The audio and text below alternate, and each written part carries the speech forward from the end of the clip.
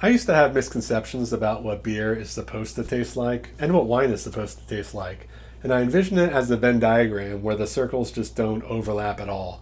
But then I had my first Flanders Red Ale, a beer called Rodenbach, and it really blurred the line between beer and wine for me because the flavor was intensely fruity. The flavors of cherry and black currant. The taste was sour, not bitter like I thought beer would be. And it even had a bit of a toasty oak flavor to it from the long aging in oak foeders. If you put one in front of me and didn't tell me what it was, I wouldn't have thought it was beer. I would have thought it was some unique style of wine.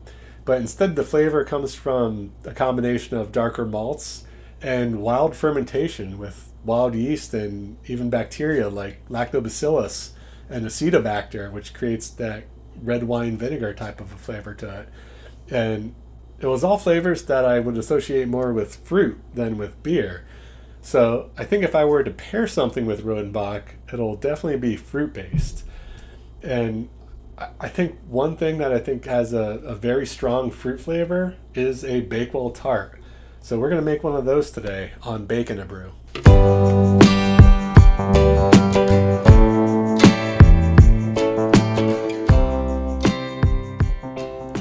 No, I didn't misspeak.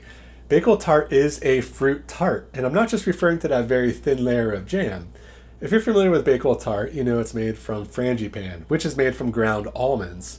But the thing about almonds is that their primary flavor component is a chemical compound called benzaldehyde. You could even see that listed on labels for almond flavoring, but you could also see it on the ingredients list for many popular brands of cherry sodas or those little red cough drops. And that's because benzaldehyde is also a major flavor component of cherries.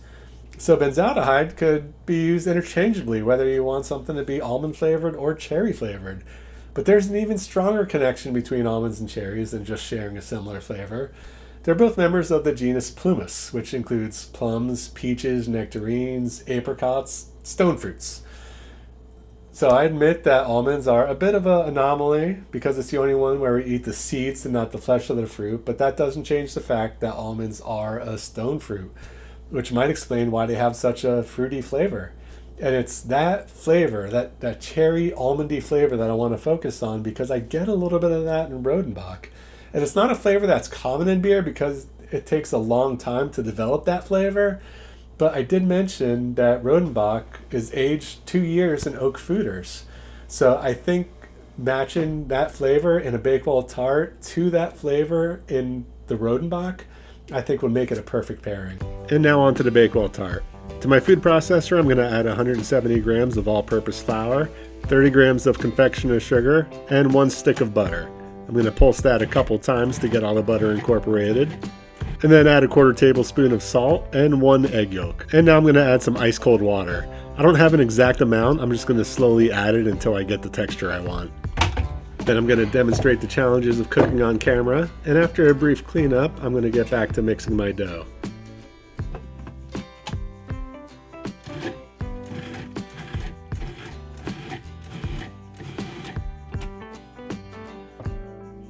This looks a little too dry, so I'm going to add a little more water.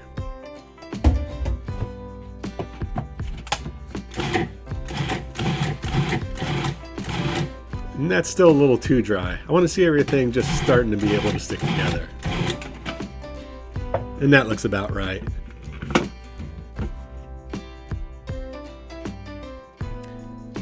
After generously flouring my countertop, I'm going to form this into a small disc. I don't want to knead it too much because I'm not looking to form gluten, but I still need it to be something cohesive. I'm then going to wrap it up and put it in my refrigerator for at least 30 minutes, just to give the gluten that is in there a little time to relax.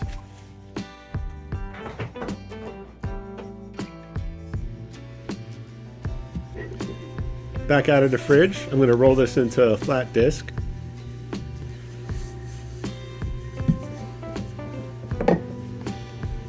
I want it to be just a little bigger than my tart pan, so I'm just going to use that to measure it up against it to make sure I have a little bit of excess.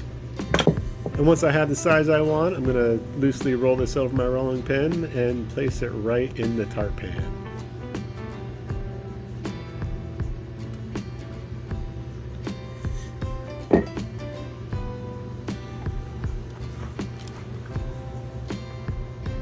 I'll gently press all the edges in there, making sure I press it into all the little grooves along the edge.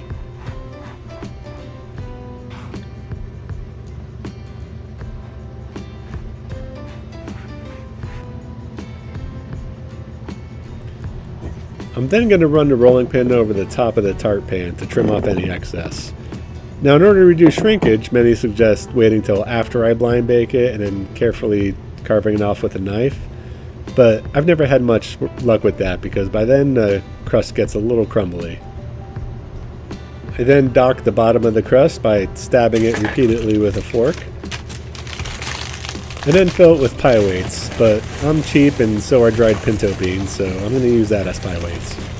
Now, the colder the crust, the less it's going to shrink, so I'm going to put it in the freezer for 30 minutes. Meanwhile, I'm preheating my oven to 400 degrees.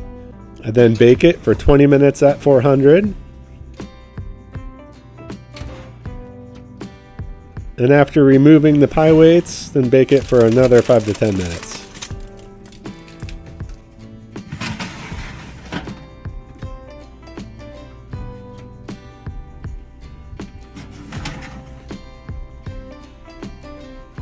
While that's cooling, I'm going to move on to my filling. To my mixer, I'm going to add 1 stick of butter along with 100 grams of sugar. I'll then mix it until it gets nice and creamy and add a 1/4 tablespoon of salt, 3/4 of a tablespoon of almond extract, 1 egg plus 1 egg white, 120 grams of almond flour, and 30 grams of all-purpose flour. And I mix that until it forms a thick paste. And I'll place this frangipane into a piping bag. You don't need to use a piping bag, but we're going to start with a layer of jam, and this will help me keep distinct layers and add it carefully. Speaking of jam, I'm going to add about 80 grams of cherry jam to my crust. Typically you would use raspberry in a Bakewell tart, but I really wanted to focus on those cherry-like flavors. I'll spread that evenly to cover the whole crust, and then carefully pipe on my frangipane. And I'm going to spread that out as well, just to try to cover any gaps. This became a fairly thick paste, so it's a little more difficult than it looks. I'll sprinkle some slivered almonds over the top and back in the oven for about 35 to 40 minutes.